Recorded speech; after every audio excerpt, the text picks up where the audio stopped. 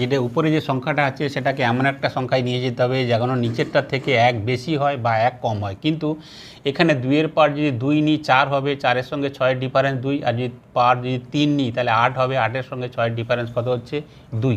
তাহলে এক্ষেত্রে কী করণীয় আমরা একটুখানি দেখে নিই যে 2-এর পাওয়ার যদি 1 হয় তাহলে সেক্ষেত্রে কত হবে 2 হবে, তাকে 6 দিয়ে ভাগ করলে রিমাইন্ডার কত হবে 2 হবে। 2-এর পাওয়ার যদি 2 হয় তাহলে সেক্ষেত্রে কত হবে 4 হবে, তাকে যদি 6 দিয়ে ভাগ করলে রিমাইন্ডার 4 হবে। আর 2-এর পাওয়ার যদি 3 হয় তাহলে সেক্ষেত্রে কত হবে 8 হবে, 8কে 6 দিয়ে ভাগ করলে রিমাইন্ডার কত হচ্ছে 2। আর 2-এর পাওয়ার যদি 4 নিই তাহলে সেক্ষেত্রে কত হবে 16 হবে, 16কে যদি 6 দিয়ে ভাগ করি 6 দিয়ে 12, রিমাইন্ডার কত হবে 4 হবে। একটা জিনিস খেয়াল করছি, যেটা যদি পাওয়ার যদি এক্ষেত্রে কী হচ্ছে না যখন অড হচ্ছে সেক্ষেত্রে কিন্তু রিমাইন্ডার সবসময় কত হচ্ছে 2 হচ্ছে, আর যে ক্ষেত্রে পাওয়ার যদি ইভেন হয় তাহলে সেক্ষেত্রে রিমাইন্ডার সবসময় কত হচ্ছে 4 হচ্ছে।